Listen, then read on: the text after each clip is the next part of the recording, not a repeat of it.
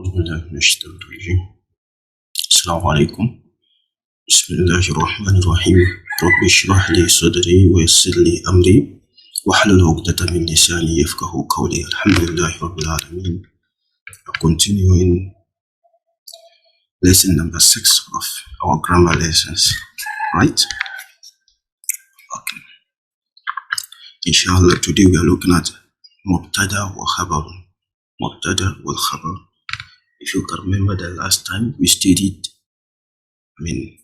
Mubtada wa Khabar. We looked at Mubtada wa Khabar previously when we were looking at al-jumu, the sentence, jumla ismiya, jumla fi'liya, and then shubih jumla. That was when we look at al-Mubtada wa Khabar, and that is what we are looking at again today, but in a more, extended form or broader form. Okay. So Mubtada wa Khabar, basically, as I said, we just talk a little bit about it, and we said previously, as far as we just see Mubtada wa Khabar, then you will have to know that this is mu'allaqatun bi jumlatul ismiya. This is related to jumla ismiya. It is related to what? Jumla ismiya. The last time we said that we have 3 types of sentences in the Arabic language. The first one was jumla ismiya, jumla fi'liya, and then shubih jumla. And then we said that for a jumla ismiya, a nominal sentence, to be complete, to be a complete sentence, it must have 2 main fundamental rules or 2 main fundamental components, and that was Mubtada wa Khabar.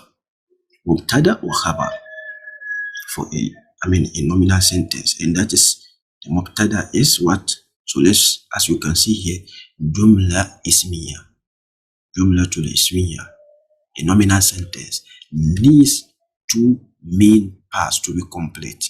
That is Mubtada and then Khabar. As you can see here, Mubtada and Khabar. So what do you mean by Mubtada and what do you mean by Khabar? Ma ma'na Mubtada? The subject of the sentence is what we term as the Mubtada.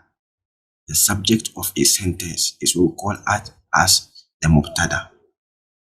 Okay, and then the Khabar is the part of the sentence that gives information about the subject. Okay, it gives information about the subject, the Mubtada. Is what we mean by the Khabar.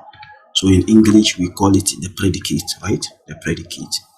So that is the simple chart you can see here. A jumla ismiya, a nominal sentence, is made up of a Mubtada and then a Khabar mainly, but it could have a Za'ida, an additional, something additional to the sentence. Okay, but these are the main ones. With one of these missing, the sentence is not going to be complete. Okay, so as you can see here, this is just a simple sentence. Al-kitabu kabirun. The book is big. So this is the Mubtada. This is the sentence. I'm saying the sentence. This is the subject. Okay, this is the subject. The main, thing that is being talked about in the sentence is this one, the kitab. And then kabirun, the book is big, kabirun. So this is what we call the Khabar. It gives information about the book. Okay, I hope that is clear. So this one briefly, the last time we looked at it. So we're just doing a recap here, but let's now go further. We have here, as you can see, Anwa'ul Mubtada wal Khabar. Anwa'ul Mubtada wa Khabar. Types of Mubtada and then Khabar. Okay. So the Mubtada, this is the Mubtada. We are looking at the types of Mubtada first. Then we now come and look at types of Khabar again. So types of Mubtada. Mubtada could be the Mubtada in the sentence, meaning the subject in the sentence, could be Mabni or it could be Mu'arrab. It could be Mabni or it could be Mu'arrab. I hope you know what we mean by Mabni, and I hope you know what we mean by Mu'arrab. So if it is Mabni, this is just an example. Haza kitabun. This is a sentence, a complete sentence. It has a subject, a Mubtada, and then it has a Khabar. A predicate, right? So this one, this subject, Haza, is the subject. That's the Mubtada. Okay, that's the Mubtada. And then this is the Khabar. But as we said, this Mubtada is what? It could be either be, I'm saying This mubtada could either be mabni or mu'arrab. And as you know, this is mabni. Ism ishara, asma'ul ishara. If you can remember the last time we were looking at mabni, okay, we looked at يعني مبني من الأسماء, okay, أو معرب من الأسماء. Just a few lessons before this one, we looked at it, okay. Yes, just go 2 lessons back, you will find this one. We studied that asma'ul ishara is, they are what? They are mabni, they don't change, okay. So it is the what? It is the mubtada of the sentence. In this sentence, haza is the mubtada and it is mabni. Bimana, meaning it doesn't change. Its last letter, the vowel on the last letter doesn't change. If a half a jar should come here, the haza will still remain haza. There's no way you will have hazu or hazi. It will always be haza, okay. So it is mabni here. Now it could also be mu'arrab. The mubtada could also be mu'arrab. If you consider this sentence is al-kalamu jamilun. The pen is beautiful, and it is a complete sentence. Al-kalamu jamilun. The pen is beautiful. So here the mubtada is the al-kalamu. This one. This is the what? Is the mubtada. Al-kalamu. And it is what? It is mu'arrab. It is mu'arrab. Bimana, the vowel on the last letter here, on the mim, as you can see, it is dhamma. It can change to fatha or kesra if there is a need. Let me give you an example. If half a jar is here, the kalamu, it will now be fil kalami. Here will change to kesra. The dhamma will change to kesra. So it is mu'arrab. Okay. So that's what we said. The mubtada could be mabni or it could be mu'arrab. Okay. So I hope that is clear here. Now we looked at anwa'ul khabar. Anwa'ul khabar, the types of what? Of khabar, or classifications of khabar. The first one we have is mufrad. So this is very simple. This one is based on, how extended the khabar is. Okay. So it could be mufrad. It could just be mufrad. Just one word. Just one word. Example here. At-talibu kaslanu. The student is lazy. The student is lazy. It is a complete sentence and it makes meaning, right? So this at-talibu is the mubtada, and then kaslanu is the khabar. So kaslanu is the what? Is the khabar. And it is just one word. One word. If you look at this sentence, even though we'll come to it, but just look at the one, the highlighted in black are the khabar here. If you look at here, it is not just one word, it is 2 words. Here it is 3 words. Hope you can see. So that is what we are talking about here. The khabar could just be one word, as you can see here. At-talibu kaslanu. Kaslanu is the khabar. But in other cases, it may be a sentence again. A sentence could be the khabar. A whole sentence being a khabar. It is possible. Okay. The same thing here. This one, the khabar is just kitabun, just one word. Haza kitabun. This is a book. And here, jamilun is the khabar. Okay. Jamilun is the khabar, and it's just one word. So that's what we mean by mufrad here. I hope that is clear. Now, if you look at here, it could be jumla. That's what I was saying here. It could be jumla. Yumkinu an yakuna jumlatan. It could be jumla. And as you can see here, Yasirun kitabuhu jamilun. Yasirun kitabuhu jamilun. Yasir, his book is beautiful. It is a complete sentence and it makes meaning. The subject here, ma huwa al-mubtada fi hadhihi jumla. What is the mubtada in this sentence? Yasir. Of course, Yasir is the what? Is the mubtada. And after the mubtada, the remaining here, in this sentence, is the khabar. So Yasir kitabuhu jamilun. This part of the sentence, kitabuhu jamilun, is the khabar. Is the what? Is the khabar. It gives us information about Yasir. It tells us that, kitabuhu jamilun. About who it is talking about, Yasir. So that part is the what? Is the khabar. But it is not just one word, as you can see here. It in itself is a complete sentence. Assuming just seclude Yasir. Take Yasir out of the sentence. Just consider this part in black. Kitabuhu jamilun. His book is beautiful. Is it not a complete sentence? It is. It is a complete sentence. So it is khabar, but it in itself is a whole sentence. It's not just one word, it's a sentence. So that's what we mean by jumla. A khabar could be jumla. Okay, so it's not always that a khabar will just be one word. Yani jamilun, hadha al-kitabu jamilun. Okay, hadha al-masjid kabirun. It is not just always that it will be one word. It could be a jumla in itself. A sentence in itself. That's what we are talking about here. Okay. And then we have the third one here. So as you know, jumla is a sentence could be jumla ismiya, jumla fi'liya. So that is what we have here. Under the jumla to it has categories. It could be jumla ismiya. So they sent like here. It is jumla ismiya. Kitabuhu jamilun. It is jumla ismiya because a jumla ismiya should have what? Mubtada wa khabar. And this is the mubtada. And this is the khabar. So you can see within the khabar itself is a jumla, which is jumla ismiya specifically, containing a mubtada and khabar again. So that is what we mean by, a khabar being a jumla ismiya. Okay, very beautiful. And then you have here, at-talibu, the student, zahaba ila al-fasli, went to the classroom. Okay, went to the classroom. So at-talibu, the student, that is the mubtada. The main subject of the sentence is the talib, the student. Zahaba ila al-fasl. This part gives us information about what? About the student. The student did something and it is telling us, okay, about what the student did. So zahaba ila al-fasl. He went to the classroom. So this part is the khabar. But as you can see again, it is not just one word. It is what? A jumla in itself. It is a sentence in itself.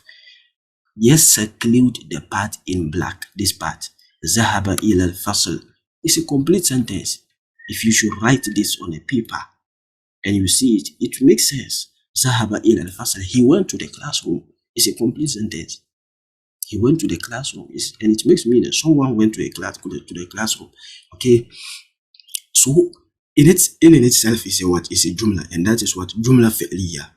So you see, a khabar could be jumla fi'liya. Jumla fi'liya. Why is it jumla fi'liya? It has a what? A verb, a fi'l, and then a fa'il.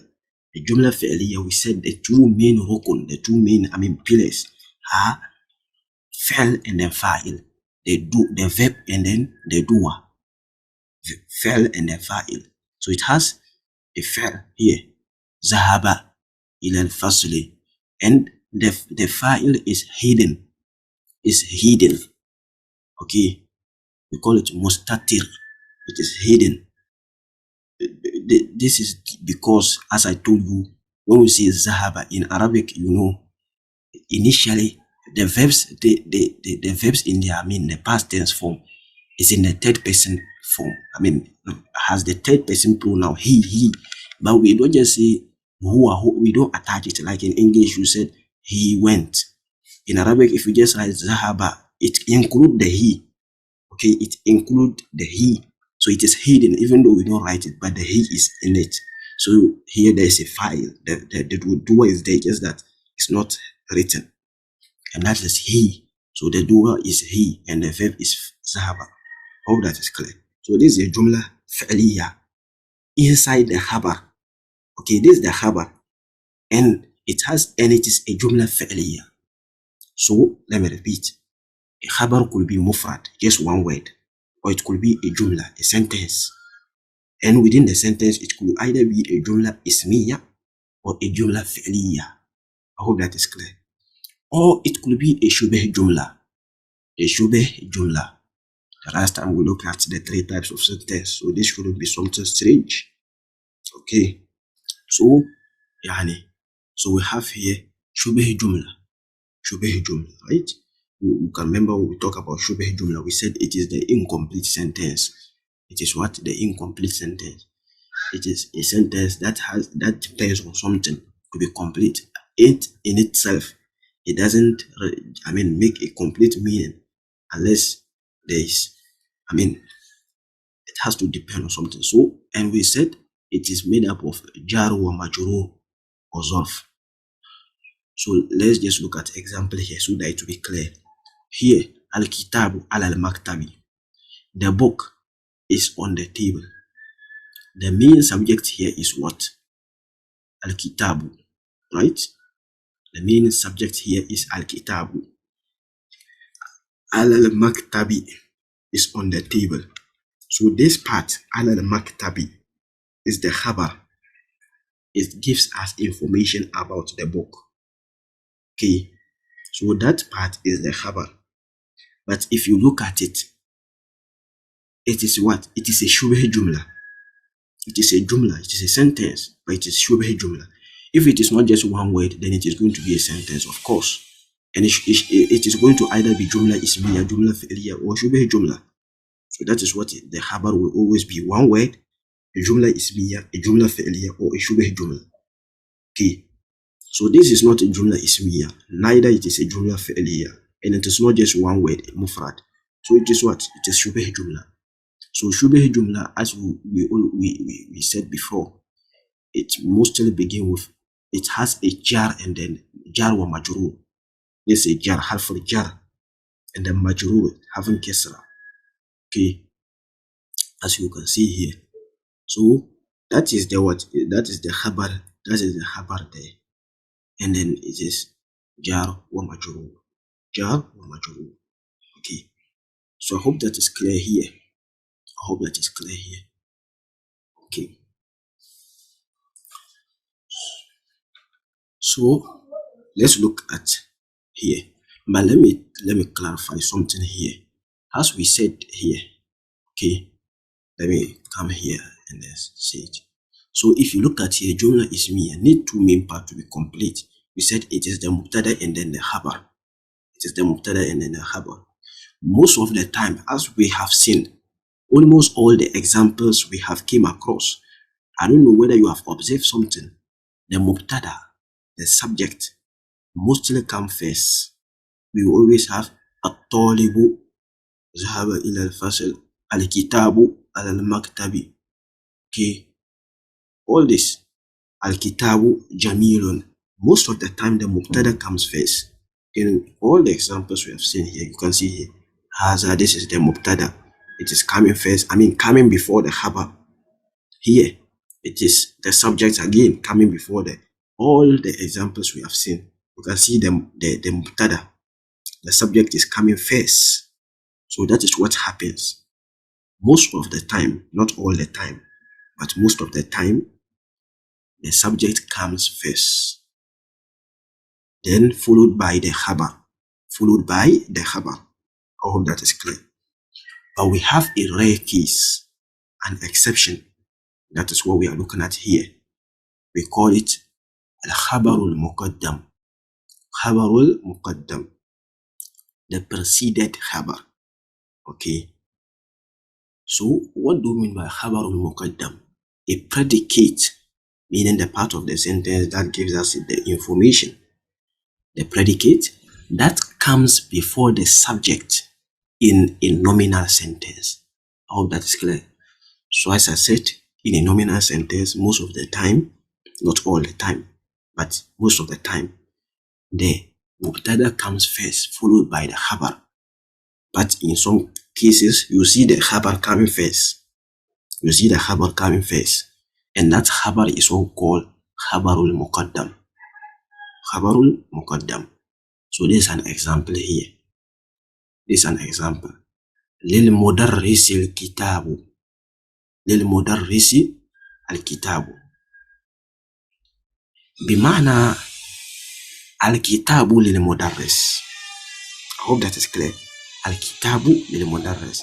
But it is written this way.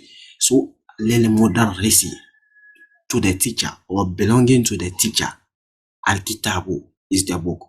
Meaning the book belongs to the teacher. That's what it means. But how it is written. Okay. Another example is this way. Lillahi alhamdu. Lillahi alhamdu. Bima'na alhamdulillah. You see, alhamdulillah. But this khabar comes first.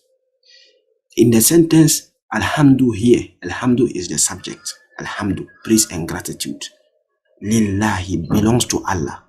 So belongs to Allah is the khabar. But this Alhamdu is the subject. But the khabar, this one, Lillahi, comes first. So that's what we mean by khabarul muqaddam. So if you look at it, it can be written this way. Take this one, bring it here. At the beginning, it is what? Alhamdulillah. The same way here. Take the kitab, al-kitabu, and then place it at the beginning. It will now be what? Al-kitabu lil mudarrisi. So both sentences are correct and they both mean the same thing. Okay? They are, equal. Ma'nawiyya, in terms of meaning, they have the same meaning. Lil mudarrisi al-kitabu. To the teacher belongs the book. Al-kitabu lil mudarrisi. The book belongs to the teacher. They are all the same, just that the sentences, how you form it, in one, the khabar comes first. In the other, it comes second. Okay. So if it comes first, that's what we mean by khabarul muqaddam. That is khabarul muqaddam. But this is the what we are used to.